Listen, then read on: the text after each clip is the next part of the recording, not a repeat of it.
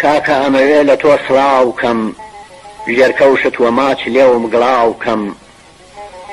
وە زوانی کوردی باو باپیرم ڕاز و نیازم بۆ تۆ تەواوکەم